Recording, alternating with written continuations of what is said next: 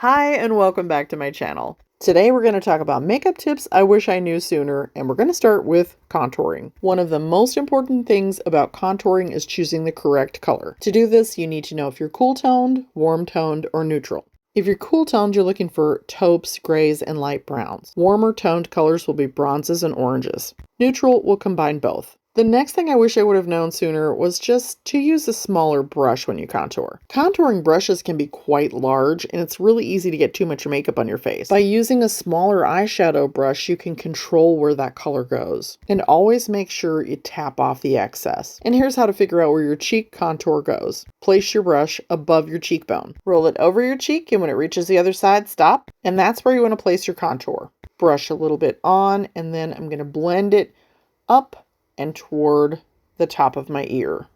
Next up, I have a tip for sagging eyes that I wish I knew sooner. Do you see where the skin overlaps on the outside part of my eye? Let's give that a little lifted look. I'm mixing together my concealer and my setting spray. And what that's going to do is thin out the concealer. So I still have the full coverage, but it's super thin, and so it's not going to cake up. And I'm using that big fluffy brush. Now watch. Just going to buff, and there it went. Now the key to this, if you have droopy eyes, is making sure that your eyes are relaxed when you do this. I'm actually placing this right over my eyeshadow. And also it's really important to know how wet that brush is. The brush is just barely damp. It's kind of like if you were painting a wall and your brush really needed to get dipped back in the paint. That's how dry it is. I love to do this to get a little fake lift. Now let's do the other side. Tiny amount of product on my brush. Fluffy brush, you can use an eyeshadow brush for this, and just pat. That way your eye makeup still looks really pretty, it's just that you've cleaned it up a little bit and there's no harsh line. As I've gotten older, all those harsh lines do is make me look older, so I've learned to just soften up everything. You can still go as glam as you want, but soften the lines. The next thing I wish I would have known sooner, this tip is for you if you've tried everything and no matter what you do, foundation just looks awful on you. You can totally skip foundation and wear your eye makeup and your cheek color and your lipstick and your eyebrows and look beautiful. I removed all the makeup from my face with the exception of my eyebrows and my eye makeup. And now I'm just applying a primer. This one is by Benefit. It's called POREfessional, and it's specifically designed to hide pores. Of course, this is normally worn under makeup, but you can absolutely wear this beautiful primer all by itself. In just a moment, I'll show you how this looks in natural daylight. Now, if you have a makeup channel of your own, you already know this, but for everyone else, it's really kind of funny when you start doing makeup online because you realize that what looks good in person doesn't always look good on camera. And that's really why I wanted to show you this next part and explain, because it's not going to look the same as it does right now. Now I've added cheek color and I've also added some lipstick. Really hone in on my nose because that's where my biggest pores on my face are, right on my nose. And everything looks really nicely filtered, but there's no filter on this film. And the cool thing is this is a primer.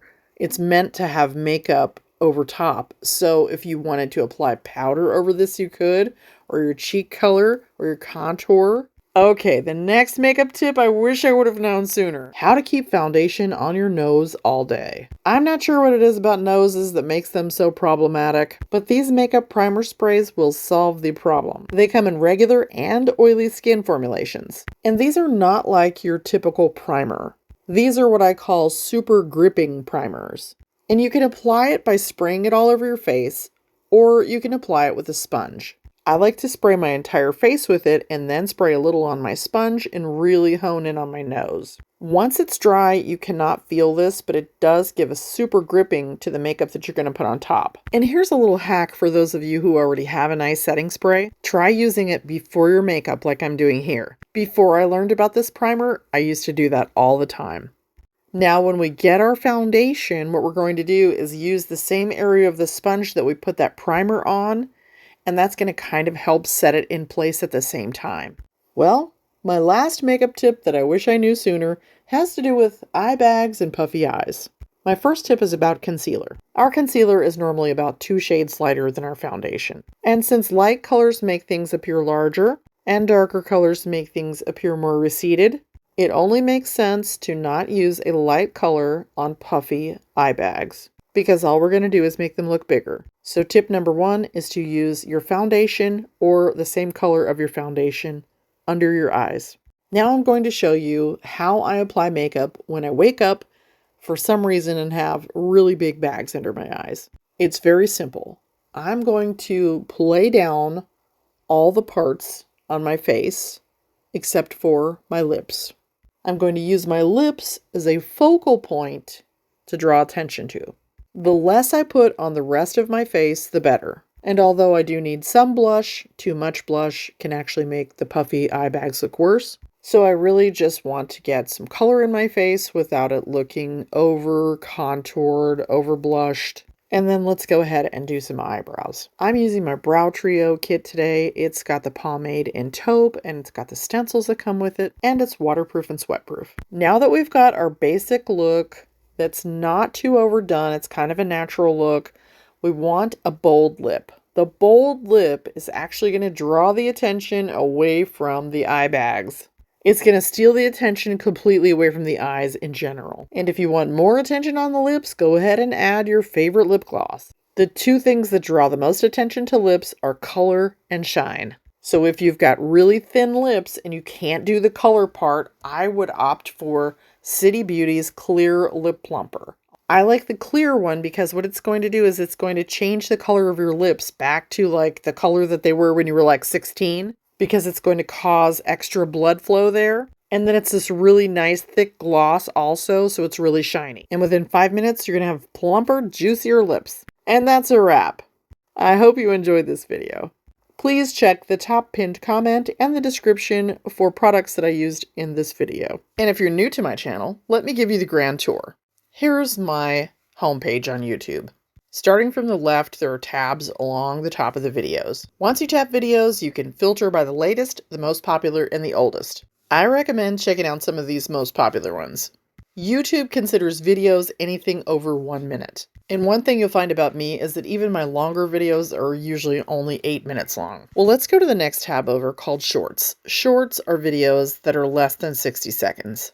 Shorts are normally information that's short and to the point, or they're really funny. The next tab is a Live tab, and that's where my previously live recordings will live. And now let's head over to Playlists. Playlists have a ton of information in there for you. I categorize every video that I make so that it makes it easier for you to go through the information and find specific things that you might be interested in. Like full face makeup, mascara, needing inspiration, false lashes, eyeshadow, how to do your lips, how to do eyebrows. I have around 500 videos, so there's literally something in there for everyone. Next, let's go over to the next tab, which says Community. If I'm sick or I want to share something with you that's special, I'll post on the Community tab. Now let's go over to the About tab. Here's a description of my page, and then when you scroll down a little bit, there are links to several of my storefronts that I have. And that's the grand tour. If you're enjoying this channel, please subscribe and make sure your notifications are on so that when I post, you'll be the first to know.